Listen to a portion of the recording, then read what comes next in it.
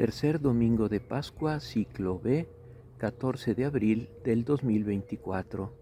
Lucas capítulo 24, versículos 35 al 48. En el primer punto meditamos. Los discípulos por su parte contaron lo que les había pasado en el camino y cómo lo habían reconocido al partir el pan. Todavía estaban hablando de esto cuando Jesús se apareció en medio de ellos y les dijo: La paz esté con ustedes. Atónitos y llenos de temor, creían ver un espíritu, pero Jesús les preguntó: ¿Por qué están turbados y se les presentan esas dudas? Miren mis manos y mis pies, soy yo mismo. Tóquenme y vean. Un espíritu no tiene carne ni huesos, como ven que yo tengo. Y diciendo esto, les mostró sus manos y sus pies. Desde los tiempos apostólicos, el medio de transmisión de la fe viva ha sido siempre el testimonio de la verdad de lo que se ha experimentado en el encuentro con Jesús, que se hace cercano, que camina con los hombres para manifestarse y hacer amistad. Los discípulos de Emaús fueron lentos y duros para reconocerlo, mientras Jesús resucitado les explicaba las Escrituras que dicen que el Mesías tenía que padecer, morir y resucitar para entrar en la gloria. Cuando estaban cenando, lo reconocieron al partir el pan. Desde entonces, la Iglesia en la misa hace la misma experiencia, escucha la palabra de Dios, hace arder de amor los corazones y de ese modo les prepara para el banquete eucarístico, para que sea un verdadero encuentro con Cristo vivo. Jesús resucitado vuelve a aparecer a sus discípulos. En medio de ellos les vuelve a decir que la paz esté con ellos. Pero llenos de temor, creen ver a un espíritu. Jesús quiere ayudarles a superar sus dudas y por eso les muestra sus manos y sus pies. Quiere que lo vean y que lo toquen, pues les dice que Él tiene carne y huesos. Esto no lo puede comprender un racionalista, alguien que no cree que pueda existir una realidad sobrenatural. Señor Jesús, gracias por darnos la paz, tu paz fruto del perdón. Gracias por ayudarnos a superar nuestros miedos y dudas con tu presencia que nos da la verdadera alegría.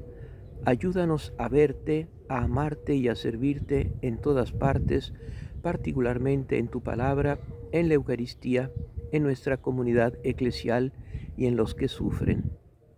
En el segundo punto meditamos.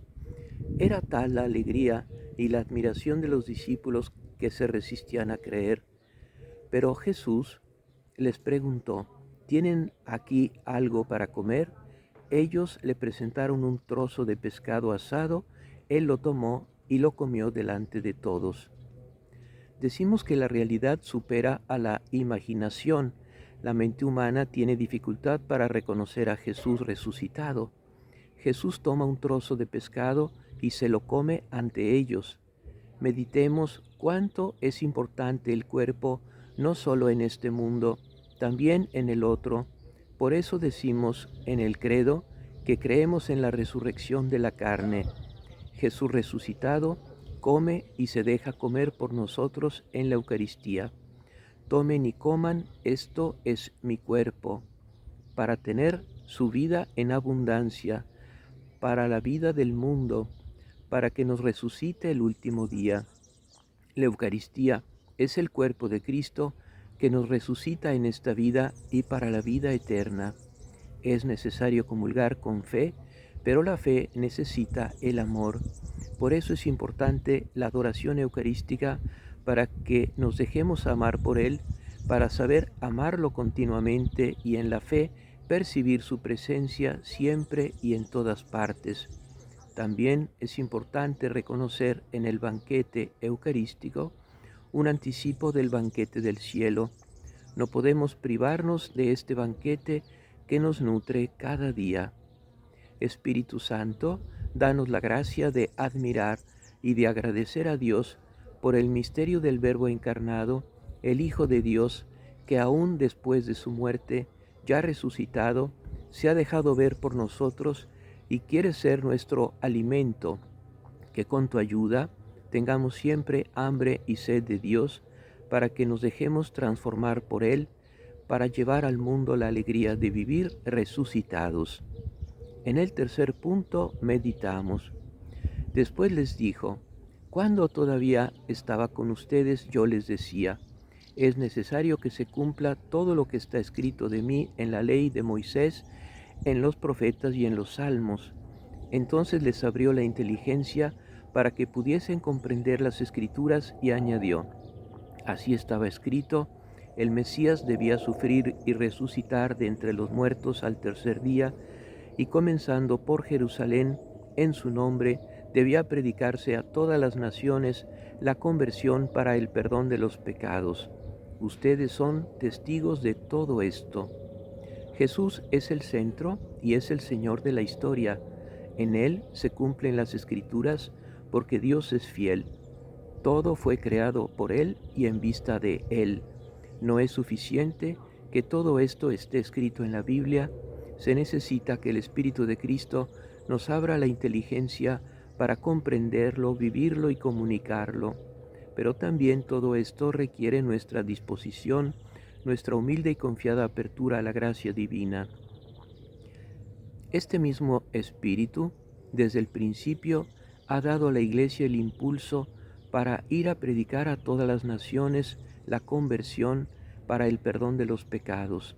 Dios confía en nuestra colaboración para que la salvación pueda ser eficaz en cada hombre. Jesús, que nos ha llamado a ser sus discípulos, nos prepara continuamente para ser testigos de su resurrección. ¿Estamos listos para cumplir esta misión diaria? La primera lectura de hoy, tomada del libro de los Hechos de los Apóstoles, pide a los que dieron muerte a Jesús por ignorancia que hagan penitencia y se conviertan para que sus pecados sean perdonados. Pedro dijo al pueblo, el Dios de Abraham, de Isaac y de Jacob, el Dios de nuestros padres, glorificó a su servidor Jesús, a quien ustedes entregaron, renegando de él delante de Pilato, cuando había resuelto ponerlo en libertad. Ustedes renegaron del santo y del justo, pidiendo como una gracia la liberación de un homicida, mataron al autor de la vida, pero Dios lo resucitó de entre los muertos, de lo cual nosotros somos testigos. Ahora bien, hermanos, yo sé que ustedes obraron por ignorancia, lo mismo que sus jefes, pero así Dios cumplió lo que había anunciado por medio de todos los profetas, que su Mesías debía padecer. Por lo tanto, hagan penitencia y conviértanse para que sus pecados sean perdonados. La segunda lectura de hoy de la primera epístola de San Juan nos recuerda que no hemos de pecar, pero que si pecamos tenemos a Jesús que nos defiende ante el Padre. Nos exhorta a vivir en el amor para cumplir su palabra. Hijos míos, les he escrito estas cosas para que no pequen, pero si alguien peca, tenemos un defensor ante el Padre, Jesucristo el justo. Él es la víctima propiciatoria por nuestros pecados, y no solo por los nuestros, sino también por los del mundo entero. La señal de que lo conocemos es que cumplimos sus mandamientos. El que dice, yo lo conozco y no cumple sus mandamientos, es un mentiroso y la verdad no está en él, pero en aquel que cumple su palabra, el amor de Dios ha llegado verdaderamente a su plenitud. Esta es la señal de que vivimos en él. María, Madre de la Iglesia, que desde el principio has acompañado a los apóstoles en su misión evangelizadora, danos la gracia de anunciar a tu divino Hijo mediante el testimonio de nuestra conversión y del perdón recibido por Él. Amén.